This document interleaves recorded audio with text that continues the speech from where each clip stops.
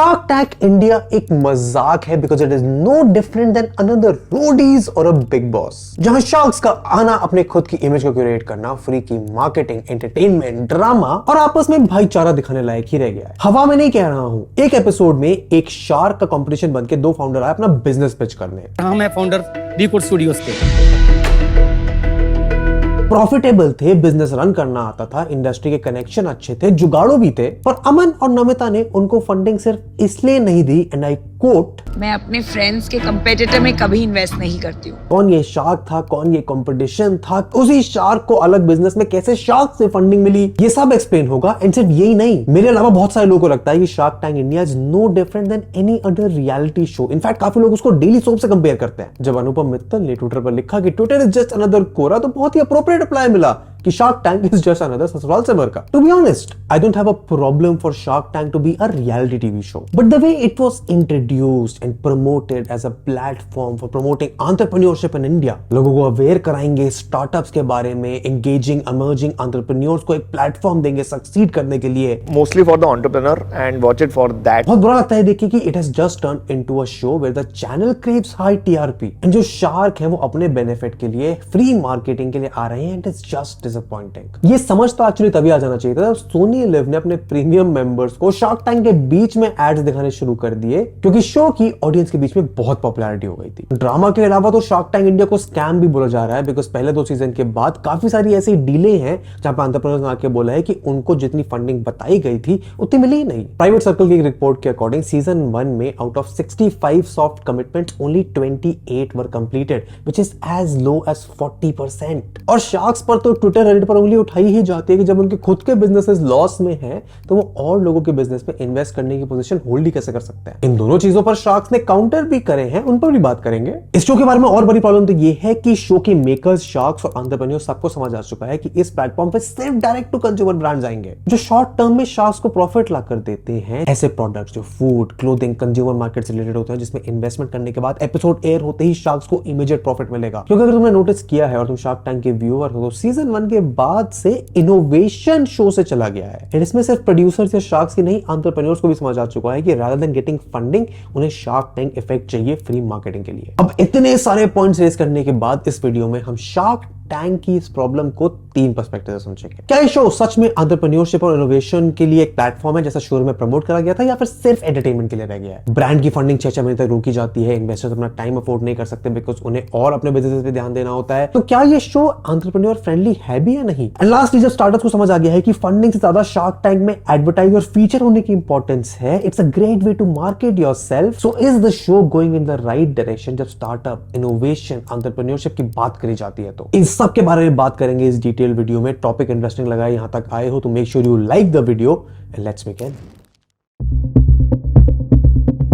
Shark tank जब शुरू हुआ था तो उसका और एंटरप्रेन्योरशिप का, इनोवेशन का बहुत गहरा रिश्ता था, बट आज ये एंटरटेनमेंट और शार्क्स के फेवर में इन्वेस्टमेंट लाने का एक जरिया बन गया है। Let me explain. इंट्रो में जैसे बात करी, देयर केम अ पॉइंट जब एक शार्क के बिजनेस के कंपटीशन का पिच करने 2 लोग आए। वो शार्क थी विनीता, जिनका खुद का कॉस्मेटिक्स का एक बिजनेस है called Sugar Cosmetics, but her business has just been surviving in the market. Apparently 75 crore के लॉस में है। वहीं पर आते हैं रिकॉर्ड स्टूडियोज, जो मेकअप ब्रांड की कैटेगरी में है और विनीता के डायरेक्ट कंपटीटर्स हैं। Record was not just a makeup brand, but वो इन्फ्लुएंसर मार्केटिंग में है। क्लासेस देते हैं बच्चों को 3-4 घंटों की, जिसमें आर्टिस्ट 5 स्टार होटल में बच्चों के ब्रांड के प्रोडक्ट यूज करके मेकअप सीखते हैं, और इसमें वो लंच भी प्रोवाइड करते हैं, which is a great customer acquisition tactic। 21-22 में 15 करोड़ की सेल थी, 2023 में 11 करोड़ की सेल और 75 से 70 लाख का प्रॉफिटेबल बिजनेस था। तो फिर कोई शार्क क्यों इसमें इन्वेस्ट नहीं करेगा? Well, मेरे दोस्त का कंपटीशन है तो I'm out is what Namita said even before listening to the sales and business model। And same वाहियात रीजन से अमन भी आउट होगा, ये कहकर कि एक और पहले ब्रांड के चक्कर में मेरे दोस्तों शार्क से लड़ाई हुई थी, इसलिए मैं इन्वेस्ट नहीं करूंगा। Isn't that ridiculous? Even more ridiculous is the fact कि इस सब के बीच में विनीता फ्लाइंग केसेस दे रही थी दोनों को। जब फाउंडर्स अपने नंबर्स एंड सेल बता रहे थे तो शायद इनसिक्योरिटी के चक्कर में विनीता की शक्ल ऐसी हो गई थी, या फिर एडिटर्स ने एक पर्टिकुलर मोमेंट दिखाया जहां पे विनीता परेशान दिखे। लेकिन this is not where it stops. बात वहां खराब होती है जब फिनाले में विनीता खुद अपनी फंडिंग सीख करने लग गई, क्योंकि सीजन 1 के फिनाले में पीयूष ने इसी तरह एक मॉक पिच दिया था अपने स्टार्टअप लेंसकार्ट का। लेकिन लेकिन जितनी मार्केटिंग विनीता की हुई थी उतनी पीयूष की नहीं हुई थी। उस एपिसोड में पहले तो विनीता की पूरी घर की कहानी दिखाते हैं, कैसे वो घर संभालती है, काम पर जाती है, जस्ट लाइक इंडियन आइडल में दिखाते हैं किसी की soft story. And then her husband enters, फिर वो उनके साथ मिलकर एक बहुत ही वेल प्रिपेयर्ड पिच देते हैं, अपने प्रोडक्ट्स टेस्ट कराते हैं और 1 करोड़ फॉर 2% की वैल्यूएशन देते हैं। And I want you to understand how ridiculous this is, क्योंकि जब पीयूष पूछता है कि इस साल के क्या सेल्स रहे तो फॉर सम रीजन वो 2016-17 के कोट करने लग जाते हैं। लास्ट टाइम इन्होंने 2015 में 15 करोड़ का राउंड रेज करा था। ये भी बताया कि वीसी इसलिए इन्वेस्ट नहीं करते हैं बिकॉज ई कॉमर्स का मार्केट छोटा है और ब्रांड बनाना मुश्किल है। इनफैक्ट अनुपम उनके बिजनेस प्रोग्रेस पे कमियां भी निकालते हैं, बट नेक्स्ट सेकंड बिना कुछ नेगोशिएट करे ऑफर भी दे देते हैं 1 करोड़ फॉर 2% का। लेकिन ये वहां भी नहीं रुकते हैं। नमिता जिसने कोई सवाल नहीं पूछा सेम ऑफर, अमन ने कोई सवाल नहीं पूछा सेम ऑफर, पीयूष उसके बाद 5 करोड़ फॉर 5% की ऑफर दे देते हैं। सारे शार्क्स मैच कर देते हैं एंड फिर सारे शार्क्स मिलकर 5 करोड़ फॉर 5% का ऑफर देते हैं। आज था 50 करोड़ की वैल्यूएशन का, मिली 100 करोड़ की valuation. And it is not the absurdity of them making a mockery out of the other contestant, it's the fact कि जो डिजर्विंग था, जिन्होंने मेहनत करके शार्क टैंक में अपनी प्रेजेंस बनाई,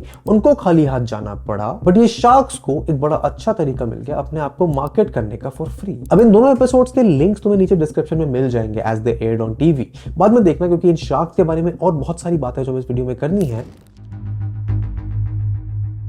but what you need to understand कि ये जो भी कुछ हुआ ना, इसी की वजह से शार्क टैंक इंडिया का सीजन 2 एंटरप्रेन्योरशिप कम और एंटरटेनमेंट का शो ज्यादा बन गया। It wasn't the case in season 1 दो, एंड उसके 2 रीजंस थे। एक था कि शार्क टैंक एक नॉवल कॉन्सेप्ट था एंड दूसरा प्रॉब्ली अश्नीत ग्रोवर, क्योंकि इस सब के बारे में तो कुछ भी कहो, he was a clear cut business person and a presence in the show that was overtaking all the other sharks. अब वो बियॉन्ड द शो क्या करते हैं उस पर आएंगे, लेकिन किसी बिजनेस में ना इन्वेस्ट करना क्योंकि वो किसी शार्क का कॉम्पिटिशन है, या फिर शार्क का अपने ही दोस्त में इन्वेस्ट करना on TV to promote her brand, ये तो वो डेफिनेटली नहीं करता। इनफैक्ट सीजन 1 में तो अश्नीर ने अमन की एक डील खराब कर दी थी when Aman was literally about to eat his competition because सामने एक नोविस एंटरप्रेन्योर था। एंड पहला सीजन लोगों को इसलिए भी अच्छा लगा था because it was something new that the audience got to explore, जहां ट्रेडिशनल ड्रामा और रियलिटी शोज की पॉपुलैरिटी जैसे रोडी, स्प्लिट्सविला कुछ कम हो रही थी। उसी के बीच में Shark Tank India was introduced as a platform to build the entrepreneurship ecosystem on Indian television. And वो इसलिए था क्योंकि इंडिया के लोग बहुत टाइम से स्केप्टिकल रहे हैं एंटरप्रेन्योरशिप और स्टार्टअप्स को लेकर, क्योंकि हमारे हमेशा से 9 to 5 जॉब, गवर्नमेंट जॉब, एक सिक्योर्ड वर्क लाइफ को तवज्जो दी जाती है। लेकिन सच तो है कि शार्क टैंक को नॉर्मल जनता के सामने रखने के बाद there has been a shift in the general mindset of the people. Business discussion board room से ड्राइंग रूम तक आ गए। Words like startup, stake dilution, seed funding, ROI day to day discussion में कॉमन हो गए and middle class India जो TV देखता था has become more interested in exploring the pros and cons of running a startup. इसी से आते हैं नए आइडियाज और ओनरशिप। लेकिन problem happened when season 1 ended, Ashneer left and season 2 became a show about drama. Shark tank USA में, original shark Tank में जहां कोई होस्ट नहीं रखता है, इंडियन शार्क टैंक में एक कॉमेडियन को होस्ट रखा गया। एक पूरा एपिसोड डेडिकेट किया ताकि वो शार्क्स को रोस्ट कर पाए। Apparently there have been times when sharks have told founders की ऑफर जल्दी लेना है तो लोगों की टाइम वेस्ट हो रहा है,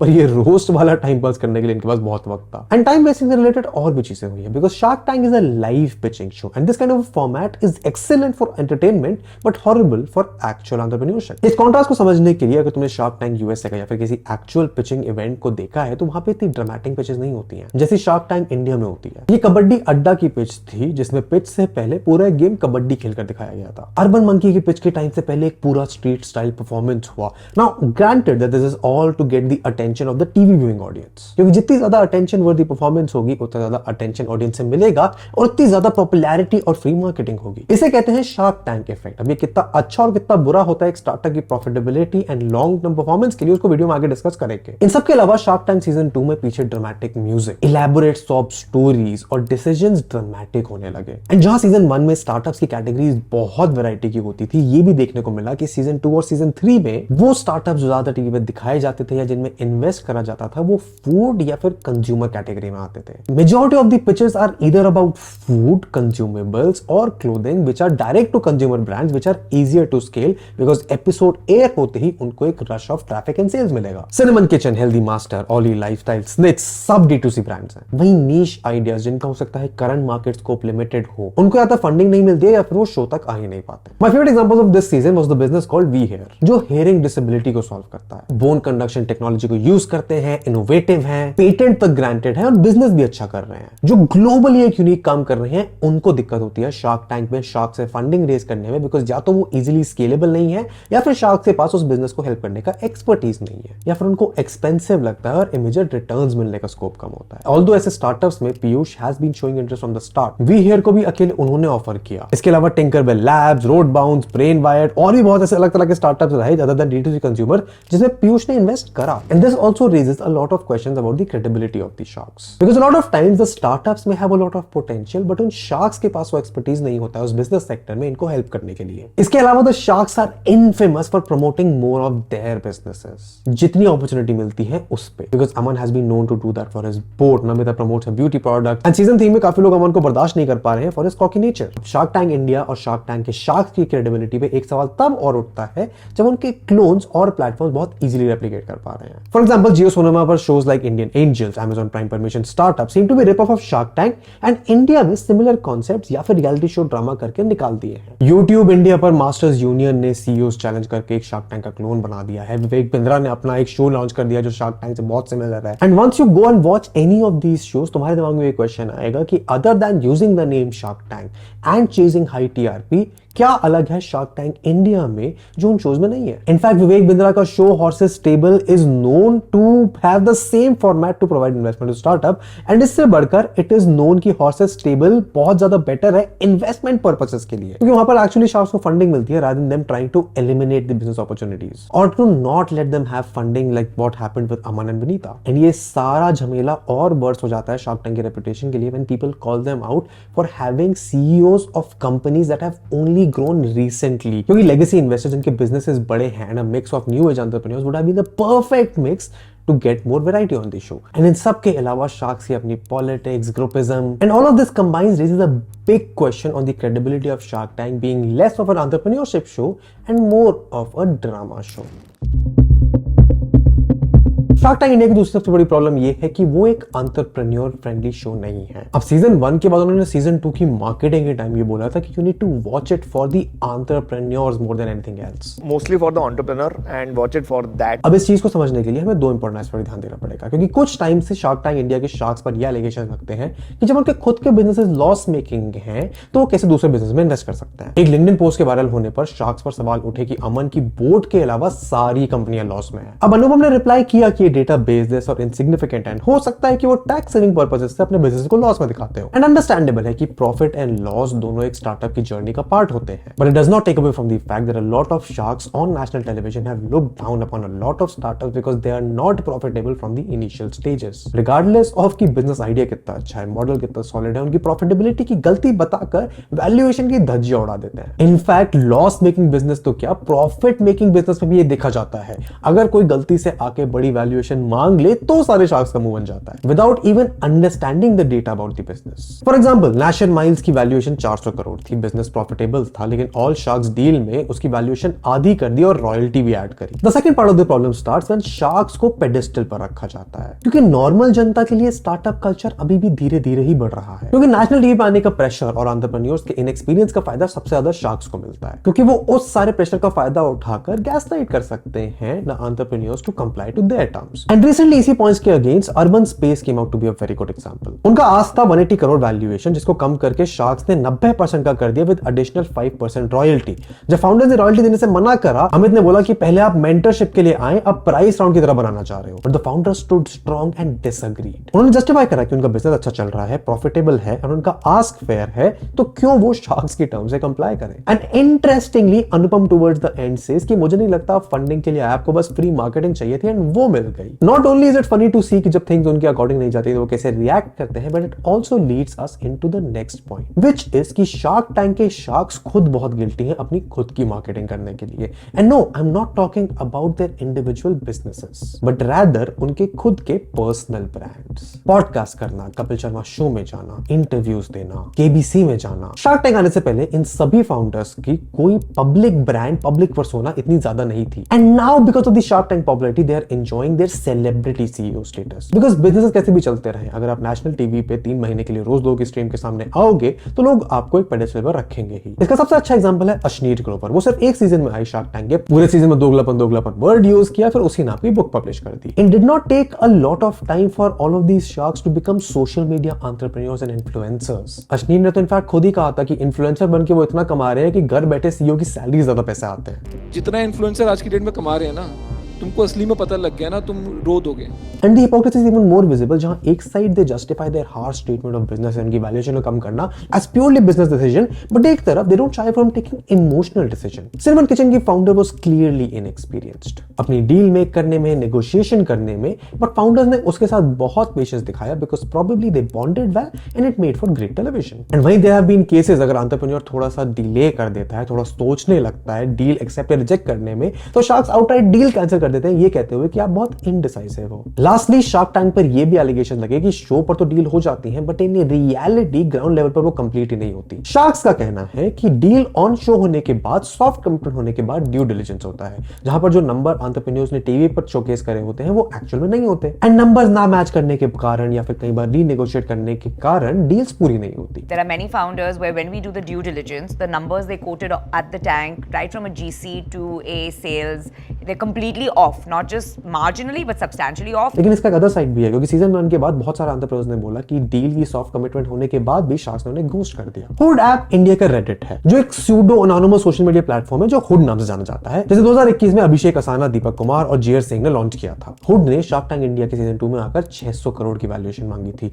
जो अब तक की हाईएस्ट है। इसका कारण था उनका तेजी से बढ़ रहा यूजर बेस, जहां पे 45 दिन में उन्होंने आधा मिलियन यूजर्स इकट्ठे कर लिए थे और उन्हें हाई प्रोफाइल इंडियन इन्वेस्टर्स जैसे विजय शेखर शर्मा, कुणाल शाह और ऋषभ अग्रवाल भी मिल गए थे। लेकिन शार्क्स शो में हुड की यूजर एंगेजमेंट से इंप्रेस नहीं हुए थे। उनके अकॉर्डिंग उस वैल्यूएशन को जस्टिफाई नहीं करा जा सकता, उन्होंने फर्स्ट राउंड के वैल्यूएशन पे डील क्लोज करी। लेकिन जून 2023 में शो रिलीज होने के लगभग एक साल बाद हुड के को-फाउंडर ने बोला कि डील अब तक क्लोज नहीं हुई है। उन्होंने बोला भी कि शार्क टैंक इंडिया ज्यादातर ड्रामा क्रिएट करने के लिए जाना जाता है। अब ट्विटर पर मुझे एक थ्रेड मिला जिन्होंने समझाया कि क्यों शार्क्स को इतना टाइम लग जाता है डील क्लोज करने में। जून जुलाई में सोनी शार्क टैंक के रजिस्ट्रेशन एक्सेप्ट करता है, अगस्त नवंबर में एक्चुअल फिजिकल पिक्चर स्टार्ट होती है फ्रॉम द फिल्टर्ड लॉट, दिसंबर जैन में सोनी टीम रैप कर देती है post production and Shark Tank ready to air हो जाता है। तो अगर entrepreneurs were promised funding between August and November तो they should receive their funding within 2 months because due diligence and legal proceedings do not generally go longer than that. लेकिन deliberately founders को लंबा wait कराया जाता है because of the Shark tank effect. Shark tank effect तो मान सकते हो वो इफेक्ट जब किसी स्टार्टअप की सक्सेसफुल पिच टीवी पे एयर होगी, क्योंकि अगर शो टीवी पे अच्छे से रिसीव करा जाता है तो शार्क्स को बेटर वैल्यू मिलेगी। अदरवाइज काफी बार ऐसा रिपोर्ट किया गया कि वो स्टार्टअप जो अच्छा रिपोर्ट नहीं करते हैं, अच्छा रिस्पॉन्स नहीं आता है, इनको इग्नोर कर दिया जाता है, इधर उधर घुमाया जाता है एंड वो बाहर से भी फंडिंग रेज नहीं कर सकते हैं बिकॉज नेक्स्ट इन्वेस्टर्स ये बोलते हैं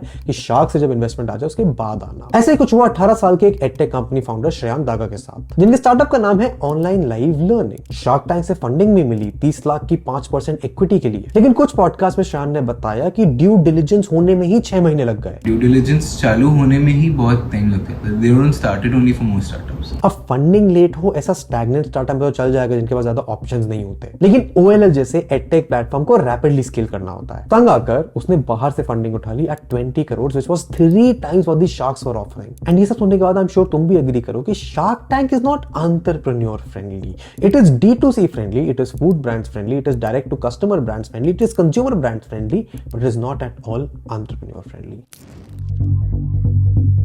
तो शार्क टैंक इतना पॉपुलर क्यों है, क्यों शार्क्स इतने पॉपुलर है, क्यों उनकी हर एक पिक्चर्स पे यूट्यूब पे मिलियन व्यूज होते हैं? इसका सिंपल सा जवाब है कि शार्क टैंक एक एंटरटेनमेंट और मार्केटिंग प्लेटफॉर्म है। शार्क टैंक इंडिया एक ऐसा शो बन गया जिसको लोग एंटरटेनमेंट और मसाले के लिए देखते हैं। ड्रामेटिक साउंड, अलग अलग तरीके के आइडियाज, नंबर्स बड़े बड़े, उनकी बातें, इन सब की वजह से ही regardless of how many bad reviews we give of the show, people will come back to watch it. और यही लोग बाद में बन जाते हैं कंज्यूमर्स उन ब्रांड के जिनको वो टीवी पर देखते हैं। एंड सीजन 3 अभी रिलीज हो रहा है, उसके आते आते ये तो समझ आ गया है D2C बिजनेस को शार्क टैंक फंडिंग से ज्यादा मार्केटिंग के लिए इंपॉर्टेंट है। ज़ॉफ के को-फाउंडर जो कि शार्क टैंक में आए थे 1 करोड़ एट 1.25% पर ऑफर भी ले गए थे, उन्होंने बताया कि शार्क टैंक ऐसा प्लेटफॉर्म है जहां तुम्हारे बिजनेस को 20 करोड़ की मार्केटिंग फ्री में मिलती है। मॉनिटरी टर्म में बताऊं तो आप समझो 15-20 करोड़ की आपको मार्केटिंग फ्री मिल रही है। वो एक ऐसा प्लेटफॉर्म है। इनफैक्ट वाहियात से वाहियात प्रोडक्ट जैसे सिपलाइन को एपिसोड एयर होने के बाद लोगों ने खरीदा। अब वो अलग बात है कि उसको रोस्ट करने के लिए खरीदा था, बट चाहे ब्रांड्स को डील मिले ना मिले, it boost their sales massively एक बार टीवी पे आ जाए तो। फॉर एग्जांपल जिन ब्रांड्स को डील मिली जैसे Oli lifestyle which was founded by Aishwarya Biswas in 2017, एक आयुर्वेदिक स्किन केयर ब्रांड है, अच्छा कर रहे थे, 10-12 लाख की सेल हो रही थी। ऐश्वर्या को हेल्प चाहिए थी मार्केटिंग और बिजनेस स्केल करने में, उन्होंने नमिता के साथ एक डील साइन करी 75 लाख फॉर 15% इक्विटी, और सिर्फ 1 महीने में 3 गुना बढ़कर सेल 30 से 35 लाख की हो गई। या फिर स्किपी आइस पॉप्स जिसको रवि और अनुजा कापरा ने फाइंड किया था, रियलाइज करा कि इंडिया में भी एक आइस पॉप्सिकल की ब्रांड नहीं है, उसको एक नॉस्टैल्जिया पर्पस से बेचना शुरू किया। शार्क टैंक से पहले इनकी सेल 4 से 7 लाख रुपए महीना थी, लेकिन 1 करोड़ की इक्विटी, 15% की ऑल शार्क डील मिलने के सिर्फ 5 महीने बाद उनकी मंथली सेल 2 से 3 करोड़ हो गई, which was roughly 40 times more than what they were before Shark Tank. But दूसरी तरफ जो ब्रांड्स को डील नहीं मिली, जैसे फ्लैटहेड जो एक D2C फुटवेयर ब्रांड है, गणेश बालीकृष्णन ने शार्क टैंक पे बताया था कि 2021 में 3.4 करोड़ की सेल के बावजूद कंपनी लॉसेस में चल रही है, बंद होने के कगार पर है क्योंकि उनकी मार्केटिंग कॉस्ट बहुत आई है। गणेश ने 75 लाख की आस्क करी थी फॉर 3% इक्विटी, लेकिन बंद होती कंपनी को देखकर किसी शार्क ने इन्वेस्ट नहीं करा। ऑल्दो शार्क्स अफेक्ट बहुत हुए थे गणेश की स्टोरी सुनकर। अनुपम ने तो गणेश को जॉब भी ऑफर कर दी थी, लेकिन उसको जरूरत नहीं पड़ी क्योंकि सिर्फ 2 दिन शो के एयर होने के बाद गणेश की इन्वेंट्री वॉज सोल्ड आउट और जुलाई 2023 में it was acquired. Moonshine meadery was cofounded by Nitin Vishwas and Rohan रेहानी, जो ये क्लेम करते थे कि वो एशिया की सबसे पहली मीट ड्री है। शार्क टैंक इंडिया से पहले उनकी 3.5 करोड़ की सेल थी, 80 लाख रुपए उन्होंने मांगे 0.5% इक्विटी के। एपिसोड इंटेंस हुआ, पिच इंटेंस हुई, उन्होंने ऑल शार्क डील भी मिली जो 80 लाख फॉर 2.5% की थी, बट वो उनसे छीन ली गई because they asked for a better deal. But episode hit होने के बाद उन्होंने $2.7 मिलियन रेज करे, एक्सपैंड किया फर्दर लिक्विडेशन में, रेवेन्यू 5x बढ़ गया 18 करोड़ रुपीस तक। और एक इंटरव्यू में उन्होंने खुद बताया कि they were not looking for investment, उनको सिर्फ अवेयरनेस और पब्लिसिटी चाहिए थी। We wanted awareness for the brand. Awareness for the brand was something we were looking for. Urban monkey ने शार्क टैंक पर आके बढ़िया परफॉर्मेंस दिया, अपने सारे प्रोडक्ट्स दिखाए, डील नहीं मिली पर शार्क टैंक की उन्हीं क्लिप्स को यूज करके अपनी मार्केटिंग करी। सेम चीज इस सीजन में आने वाला ज़ोर्को पिज़्ज़ा के फाउंडर भी कर रहे हैं, जो बता रहे हैं कि शार्क टैंक में आने वाले शार्क से पहले उनकी कंपनी का आईपीओ होगा। एंड इस सब को देखने के बाद कंक्लूजन सिर्फ इतना सा ही है कि Shark Tank is a great marketing platform just for D2C brands, क्योंकि मे बी वो स्टार्ट तो हुआ था अच्छी रीजन से, एंटरप्रेन्योरशिप प्रमोट करने के लिए, स्टार्टअप इकोसिस्टम को बढ़ावा देने के लिए, एंड वो काम उन्होंने शुरुआत में अच्छे से किया। But somewhere in the first season itself the show forgot कि वो इंटेंशन क्या थे। एंड बस for the many reason that we have discussed and the fact उनके स्पॉन्सर्स स्टार्टअप्स के साथ मिलकर डायरेक्ट अपनी मार्केटिंग करते हैं, and a lot of other reason जिनके बारे में हम घुसने लगेंगे तो इस वीडियो और आधे घंटे लंबा हो जाएगा। It is just a reality TV show that plays on your emotion with the guise of entrepreneurship. काफी सारा एंटरटेनमेंट और थोड़े बहुत अच्छे आइडियाज मिलते हैं, तो इसीलिए शो को बस उसी नजरिए से देखना चाहिए। तुम्हारी क्या ओपिनियन है सबके बारे में नीचे कमेंट्स में बताओ। अगर तुम्हें ये वीडियो अच्छी लगी तो इसको लाइक करो, ये पूरी प्लेलिस्ट है ऐसी और वीडियोस की। इनफैक्ट यूट्यूब एल्गोरिथम कह रहा है कि तुम्हें ये वीडियो बहुत अच्छा लगेगा, तो जाके देखो एंड चैनल को सब्सक्राइब करो, and I will see you in the next one. Good bye.